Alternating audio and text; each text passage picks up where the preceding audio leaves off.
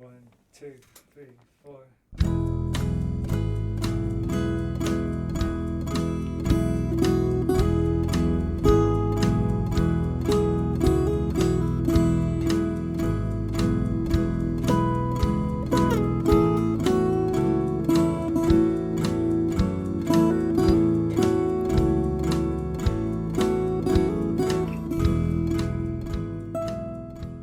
You are listening to SKYLIT, the SKYLIT Books podcast.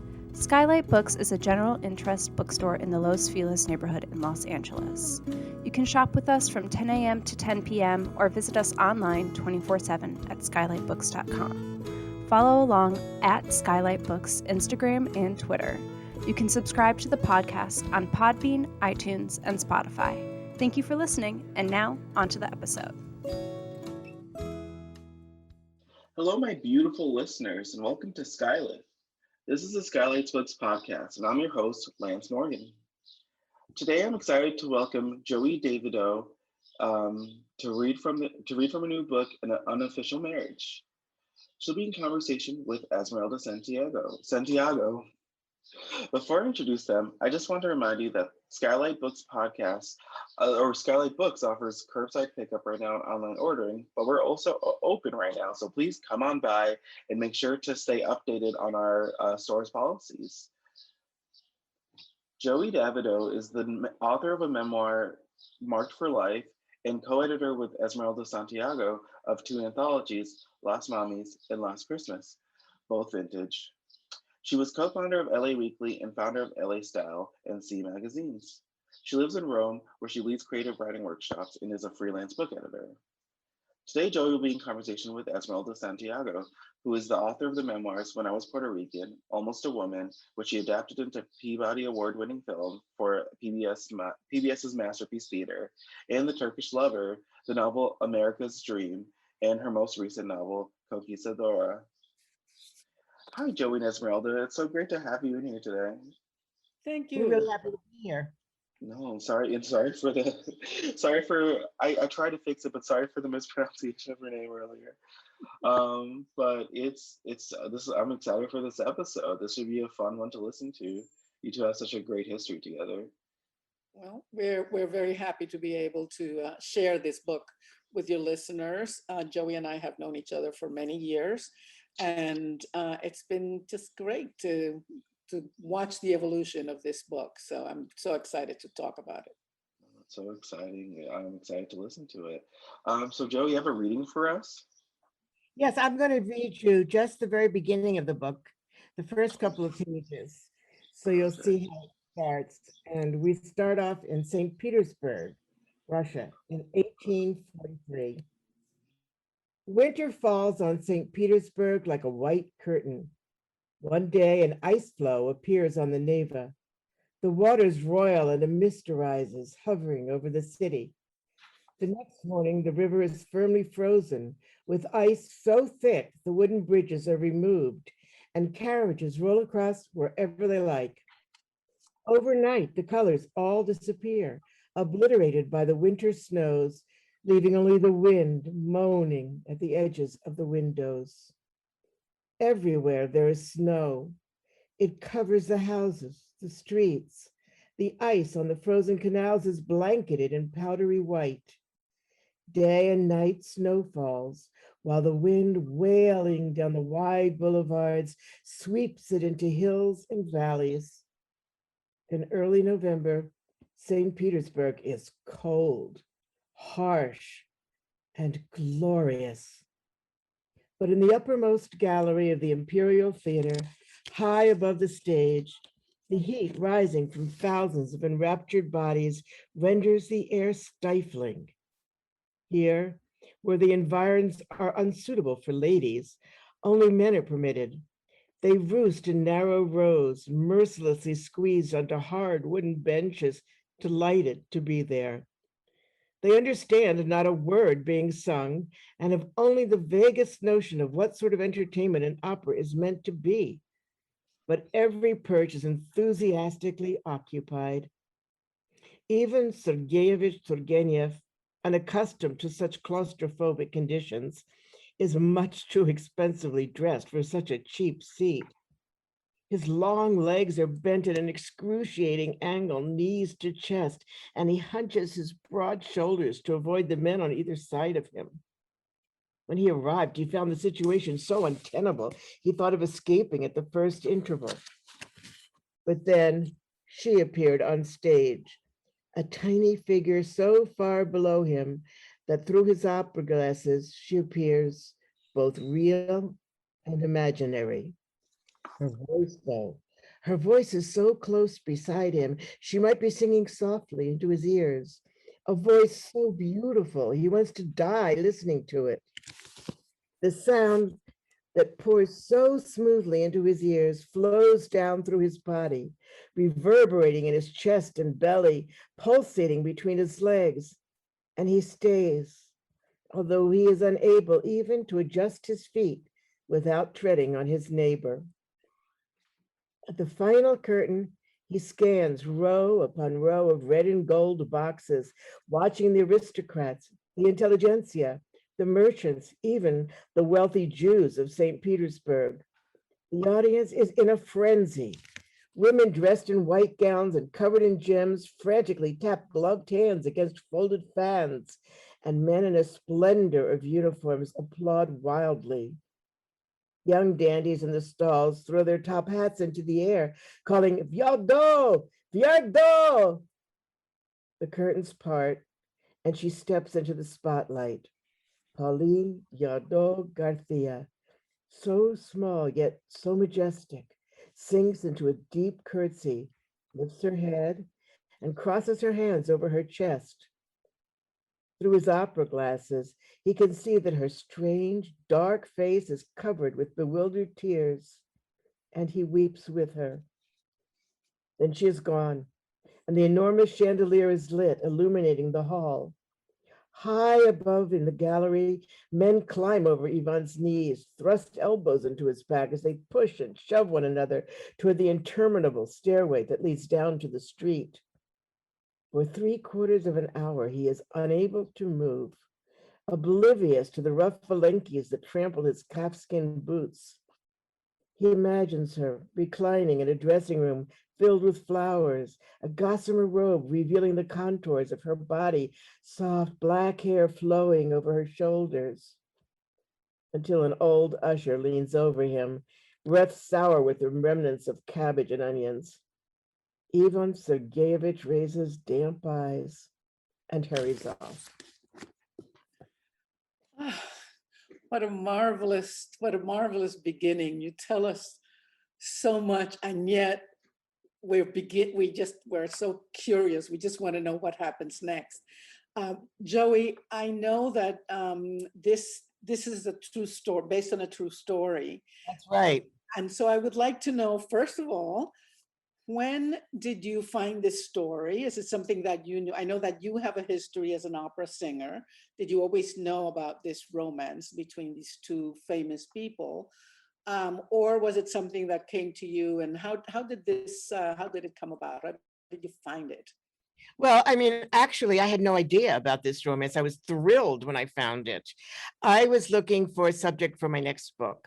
And I had this ridiculous idea that it would be easier to write a historical novel than to start from scratch. I had just written a short novella where I made everything up.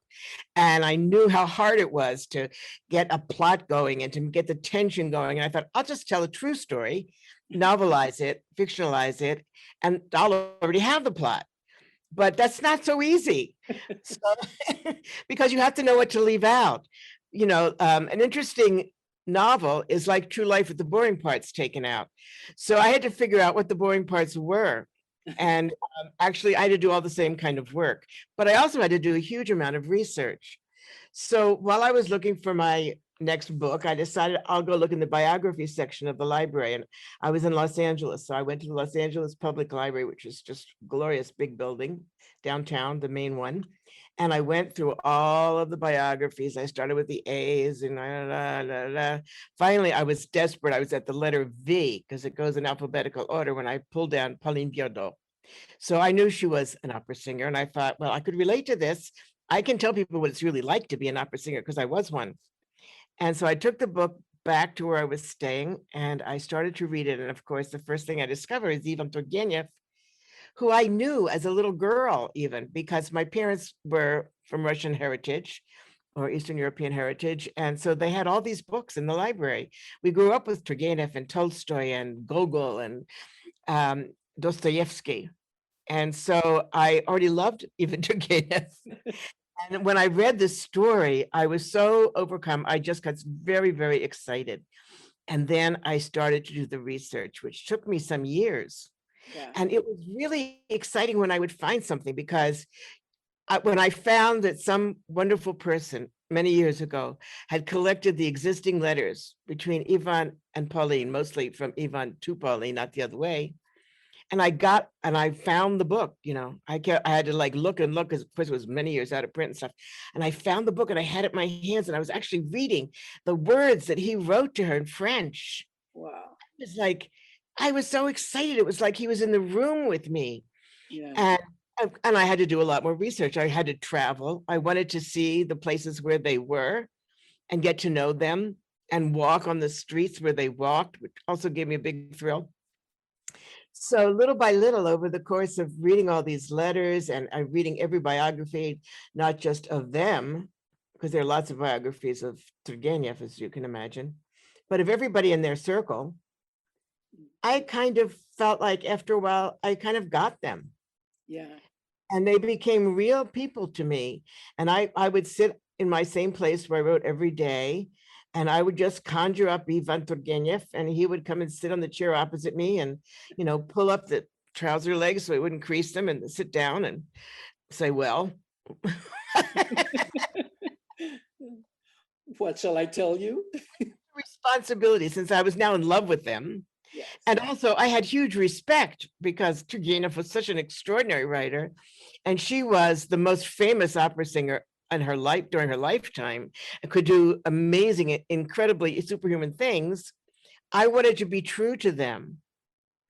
So that was the heavy burden that I carried. You don't have to worry about that when you're working with fictional characters that you just made out of whole cloth. Right. Yeah. No, I remember, because we've known each other for a while, and I remember the process, and we talked a lot because we both were sort of in love with Ivan Turgenev, although of course you were much more in love with him than I was, because you knew him better.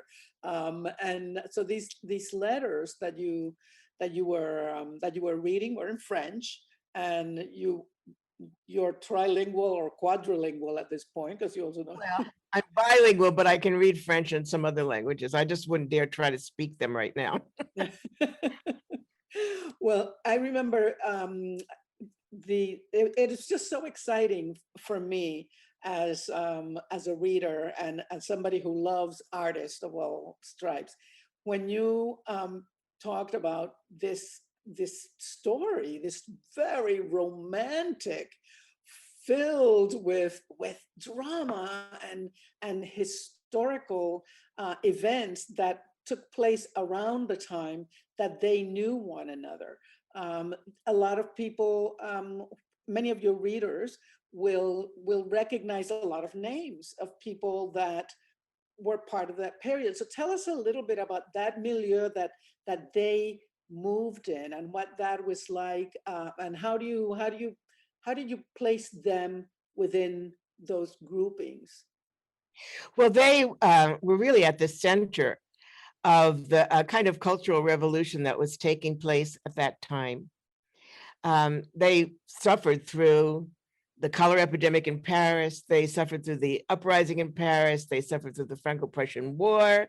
They suffered through the oppression of liberal-minded people who wanted to free the serfs in Russia.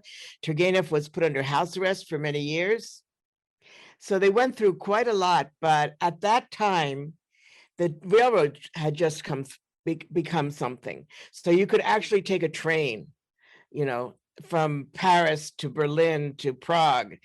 And it changed everything at that time, because now if you lived in Prague, you just didn't hear singers from Prague or just meet writers from Prague. All over Europe was now accessible to you. And Pauline traveled a huge amount. She sang all over Europe. She sang in Russia quite a bit. She sang in England quite a lot, in London.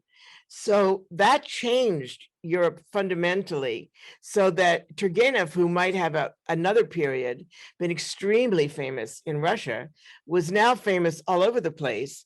And he was famous in England, and he was even famous in America. So because of that, they got to form sort of a huge circle of people who they might never have met. For example, Turgenev knew Dickens. Dickens came to hear Pauline sing. Pauline was very close, of course, to Chopin, who was Polish, but now he was living in France, right, most of his life. So as you read through the book, all these names will pop up. The interesting thing about this book, which with the tension that pervades the whole story and which attracted me to it so strongly, was that when Pauline met Ivan Turgenev, she was a very young woman in her early 20s, married to a man who was old enough to be her father. Mm-hmm. He was also a lovely man in many ways. He was completely devoted to her. He managed her career. She couldn't really have gotten along without him. He had been the artistic director of the called the Théâtre Italien in Paris, which was one of the two main opera houses. Mm-hmm. And he originally hired her there before he fell in love with her. Her best friend was Georges Sand, the writer. And Georges told her to marry Louis Viardot, who was her husband, because she said, you know, your mother's not going to travel with you much longer, and you need someone to protect you. And the worst thing that could ever happen to you would be if you were to fall in love. Because if you're an artist, you better not care about anything else. Yeah, George says that while she's living with Chopin, by the way. You know, but she actually had a tumultuous relationship with him because she would throw him out. You know, George Sand wrote from after dinner until dawn. And nothing stopped her or interfered with her, including Chopin. Yeah. So anyway, so Pauline marries this guy who's actually way too old for her. He was a very old confirmed bachelor who lived with his mother and his two sisters. So imagine this guy. And then she goes to St. Petersburg, already married, and she thinks she's perfectly happy. Yeah. She's never been in love. What does she know? She likes him. He's good to her. Mm-hmm. She even has a child with him, a little girl, who is, by the way, staying with Chopin and Georges Sand while she's gallivanting all over Russia. And she meets this guy who's very handsome and her age, and he has seen her in the scene that I just read to you, and he literally fell in love with her through his opera glasses. Yeah. He never got over it. From that very moment, his whole life changed. So he finds a way to meet her, you know, pulling strings, finagling, blah, blah, which he was kind of good at. And then he kind of courts her, and they're kind of on the same wavelength. Yeah. Now she's stuck with this husband whom Turgenev has very cleverly befriended, and vice versa, her husband's part. So for the rest of their lives, they are stuck in a triangle, right, which comes and goes, and it pushes and pulls, and she thinks she's going to go off with Turgenev, but then she really doesn't, and then she can't bear it, and then he leaves, and oh, don't leave. And meanwhile, the husband is, you know, doing everything he can to kind of keep this under control because he doesn't want to lose his wife. Right. Even he knows what's going on. I mean, he's a smart man. He understands. And he also is smart enough to know she's never been in love with him. Right. And he's very aware. The thing that one of the endearing parts of your characterization of Louis Viardot is that he does love her.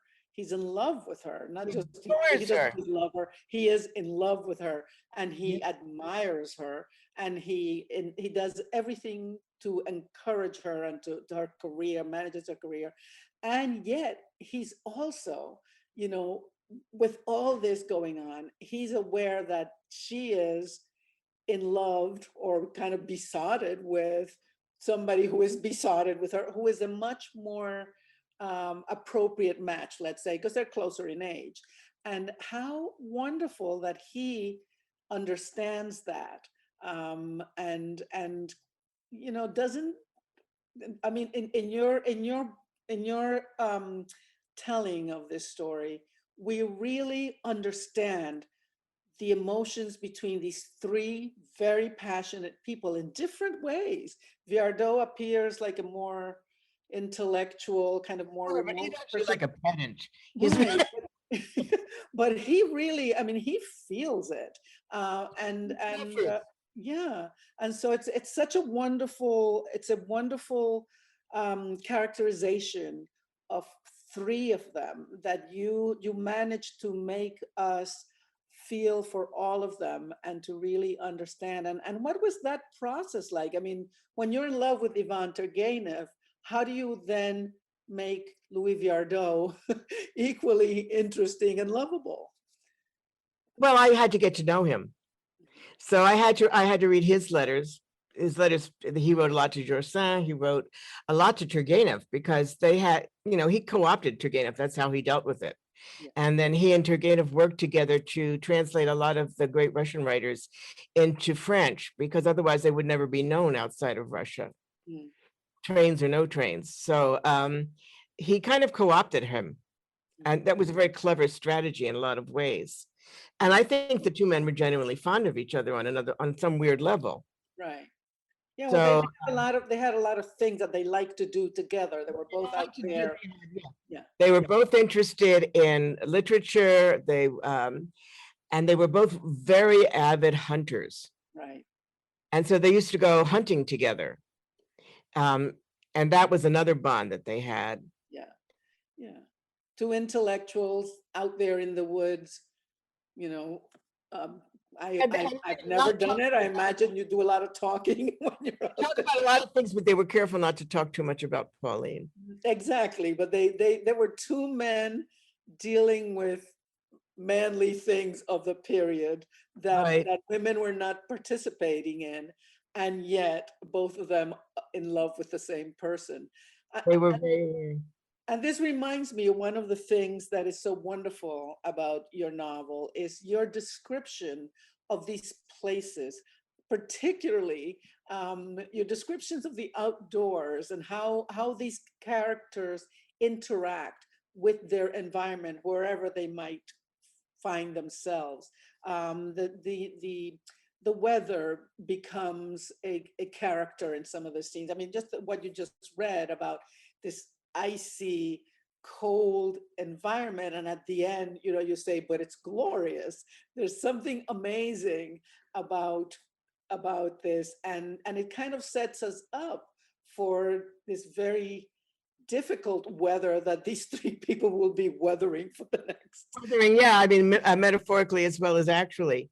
Yeah. I was inspired very much by Turgenev, because one of his great strengths was his descriptive ability and the way he describes places. You almost feel like I've been to the steppes of Russia just from reading his books. Yeah. And so that inspired me to make that an important part of this book also.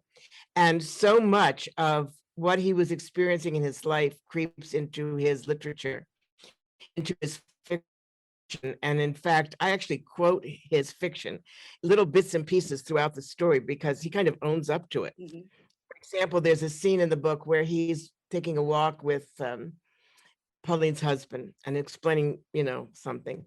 And that scene is almost directly out of his best known play, A Month in the Country, where an older husband says, do you love my wife, in a way that would be difficult to admit to her husband. Yeah. And I mean, there's no question. That's a very moving, a very moving scene in your book. It is such a moving scene. Yeah. It's heartbreaking because, this dilemma, it's just like the dilemma that the three of them are in, but that Viardot, as the older man and probably wiser in some ways, for him to articulate it it's just a wonderful scene that just breaks your heart.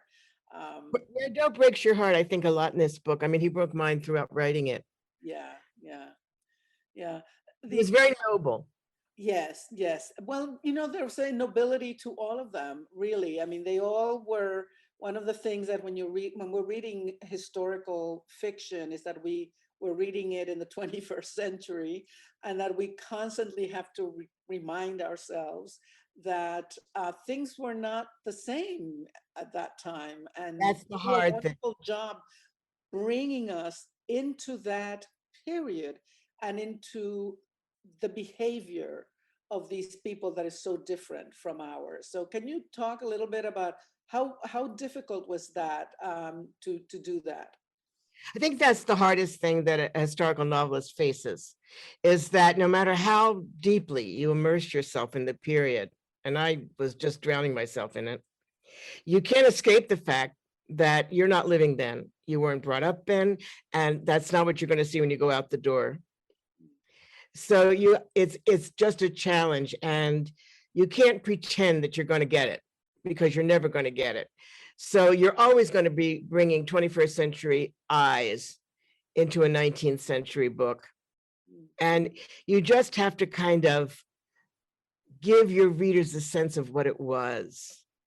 So in this case, I have three different kinds of people. First, I have a Russian. And having grown up with Russians, I know that Russians are the most dramatic, ridiculous people in the world. I mean, things are either black or they're golden, but there's nothing in between. And so that part I could absolutely get, you know. Then the other person she's French, but her family is Spanish. She was born in Paris, but her parents came over from Spain. And so she has that Spanish fire, but she's an opera singer. I mean, we have to actually get up there and believe all this stuff about dying for love. And I mean, there's nothing subtle. I mean, the art form doesn't lend itself to any kind of subtlety. So, you know, when she doesn't say, oh, I was very upset. She says, I felt like my arms and legs were broken. So I understood her from that point of view. The harder person was Louis Viardot, who was restrained. He's one of those intellectual Frenchmen. And if you've ever known any French people, you know him. You know, they haven't changed that much in 100 years. You know, they're very restrained. They're very thoughtful, you know, but his heart was good. Yeah. His heart was good. And even though, like any jealous man, he, you know, did a few passive aggressive things like throwing away letters that might have arrived from Ivan to Pauline. But in the end, you know, he resigned himself and he did it very gracefully, and she didn't go anywhere. Yeah. And it worked. She saved his marriage. Yeah. It's really, not only did she save their marriage, but she, you know, they had several children together, and Ivan, for their entire lives, he was part of their lives. From the moment they meet, he is like a beloved, welcome guest in their home. Well, in the beginning, he was really a carriage follower. Yeah. He would just turn up whatever city she was in. But eventually he became part of the family.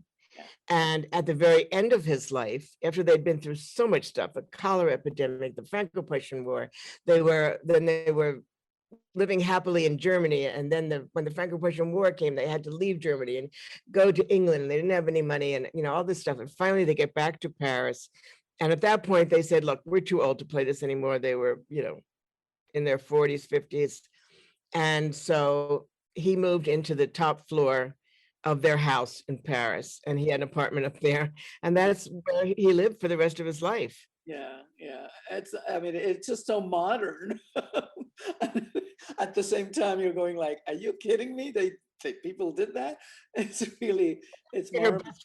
Joie Davidow, who was considered outrageous. Right, yeah, she was very, yeah.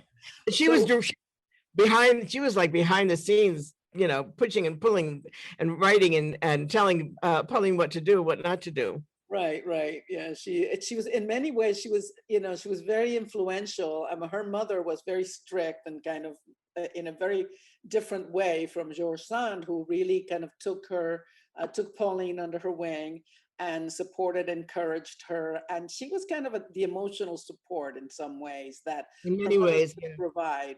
But there was something really wonderful also about this story, as you have written, and that is that we learn the physical demands of an opera performer, and not only the training. So tell us a little bit. I mean, she did not begin as a 9-year-old, prodigy of singing. She was actually a musician. She was a pianist. She was a brilliant musician. She was a composer. Many of her songs are now being discovered because now we finally admit that women were composers. Yeah. And so a lot of her songs are now being recorded. She wrote some beautiful violin music for her son, who was a violinist. But she started out as a pianist, and her father was a great tenor, very famous tenor. And later in life, he became a singing teacher, and she used to have to play for his students in his studio. So in a way, she heard over and over and over again his lessons, how to sing. But she was going to be a pianist, and she was extremely talented. She was a great pianist. And so her teacher at the end was Franz Liszt when she was a teenager, maybe 14. And her sister was one of the most famous opera singers who ever lived. In addition to her, her name was Maria Malibran. And Maria Malibran is like a mythic figure even to this very day.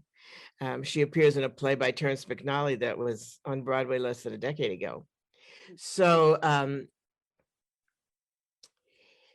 when Maria Malibran died at the age of 28, tragically, very tragically, her mother thought, well, maybe we're going to need to have Pauline carry on the family legend. Maybe she can't be a singer. And at that age, around 14, 15, maybe even 16, women's voices change like men's do. It's not as dramatic in the speaking voice sense, but the singing voice, you can tell whether it's going to be or not be. And so her mother said, well, let me hear you sing a few things. And Pauline said, I don't know, I'm not a singer. And so she said, okay, you just sing scales, okay? And she said, close the piano, you're going to be a singer. So it was the mother who kind of just made that decision for her. Made that decision. And Pauline cried and cried for days. She didn't want to give up the piano. Right, yeah. And then she had to make a debut in the shadow of her great sister. Yeah, who had died tragically and tragically at the age of 20. Operatically, if we can say. Very operatically, as you will see in the book. Well, this is what's so wonderful also. I mean, I love about this book is that it is really, it's all this passions burbling in every direction. And these people are, they're living their lives, right, in a very passionate and emotional way, and yet there's so much restraint.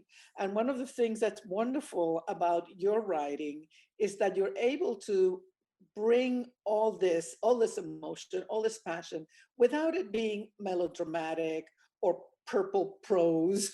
I mean, it's very lyrical and it's very literary, and we really we get it without hearing the violins playing in the background when something sad happens. And this is about craft. This is about craft as a writer. So I would love to hear a little bit about, you begin as an opera singer, and then you became an editor, and then you become a book writer. So what is that progression, and how it has evolved and helped in the process? So I was a singer. That's all I ever wanted to do in my life. I heard my grandmother's recordings of, there were 78 RPMs of the opera singers of her day, including Caruso, and I just knew that's what I wanted to do, and I had to be able to do it. And it was very scary for me because you don't know until you're about 15 whether you're one of, a million people who has this weird physical kind of birth defect that means that you can sing. So, for example, my vocal cords are the size of 6 foot tall man, right? It's almost like a birth defect. It's a strange thing that happens because what opera singers do is they sing over an entire orchestra. They have to be loud. Right. And in fact, when I was younger, maybe I still do it and I don't know it. When I was younger, people used to tell me, "Shh, Joey, don't talk so loud." And I didn't even think I was talking loud. So I was an opera singer, and as like most opera singers, I wasn't making a lot of money on a regular basis. So I would make money and I have a role and then nothing. And then I do a lot of auditions, I have another role. So what was I doing in between to make money? I had some friends who had a newspaper. I started hanging out there doing every kind of job at the newspaper. And then I moved to LA to study with this fabulous teacher, and a friend of mine from New York came, and he was starting a newspaper. He hired me because I needed a job. And I started to be an editor, and I started to write, and I just kind of learned on the job. And I had this really wonderful training because I was on deadline every single week. And like most people on deadline, if it was due at 4 p.m. Thursday, I started writing at 2 p.m. Thursday. So I had no time to second guess myself and say, this is crap, who's going to read this? Yeah. I just had to get it done because the art department was waiting for the copy. And I just had to write it. I used to put on headphones so that I couldn't hear anything going on around me and sit in this big off, you know, how it is in a newspaper office, and type it up. And in those days, we didn't have a computer. And then I would say, now I'm going to run it through the typewriter again, because I would type it all over. And that's when I was doing my second draft cleanup. Wow. So because of that, I had some kind of an ability to write that other people might have had to struggle with if they hadn't had the advantage of those endless deadlines, 52 weeks a year. Yeah. So And that's that's how. the terror of the deadline. Which... I mean, I just wanted to get it over with. I have 2 hours. You know, you think about it. What am I going to write this week? You do the research, whatever reporting you have to do, and then you have like, now it's too late. You have to do it. So I never, you know, I mean, I could have easily written 3 in a row, and then they weren't time tied, and then just have them all. I didn't ever do that. So what do you do now? I mean, now that you're writing books, do you set deadlines for yourself? I mean, there might be some listeners who are writers who are trying to finish a book or maybe starting one or something. But so how is writing to deadline, as you did at the beginning of your career? How is it different from the way you do it now when you're writing a novel, for which, you know, maybe you don't have a deadline, maybe you do, I don't know. You know, a mutual friend of ours who happens to be a famous editor. And I was telling her that I was going to write this book about Ivan and stuff. And she said, well, what's your deadline? And I said, what do you mean? I don't have a deadline. I'm writing a book. And she said, you better give yourself a deadline. You'll never write the book. So I have learned to give myself deadlines. But what has helped me so much when I was writing my memoir, even way back then, and now, is that I have writers groups. And so, and for my students, they have their lessons with me, they have their meetings with me, and you have to have something for that meeting. I never say, I don't have anything this week. I almost never do, because that's what keeps me writing, is I know that I have to have this many words for this date. So that keeps me writing.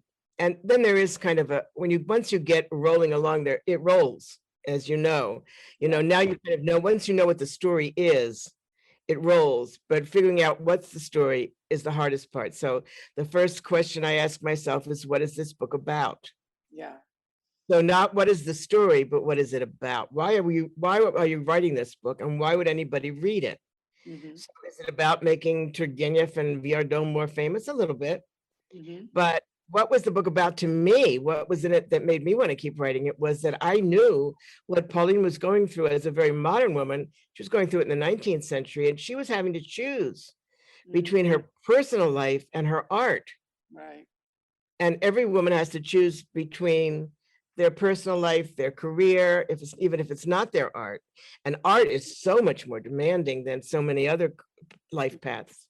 Yeah. So that's what the book was about. And then, or when I was writing my memoir, I had to decide, why would anybody read my life? Who am I, right? But so what have I got to share? So I thought, well, I'm writing about being different. And I realized that every single person thinks there's something about them that if a lot of people found out about it, they wouldn't like them. And mine was right on my face. I had a birthmark on my face. It was a very hard thing for me to deal with. So, but I wasn't just going to write to people who had birthmarks. I was going to write to anybody who felt that they were somehow different and how to overcome that. So, yeah. And that's, and that it's really, it's almost like, you know, we can't imagine ourselves when we're different. We can't imagine the many ways of being different. Right, There is. We're You're different than anybody else's difference. exactly. But for you to be a performer in which, with a birthmark on your face, I mean, the courage that requires is amazing. And And I a think lot of that, makeup. It required a yeah, lot of makeup. I know, but also, I mean, I think it's also, it really speaks to what Pauline Viardot had to do also. She had to Overcome make so such much. choices, overcome these incredible life-changing events in her life that required a decision.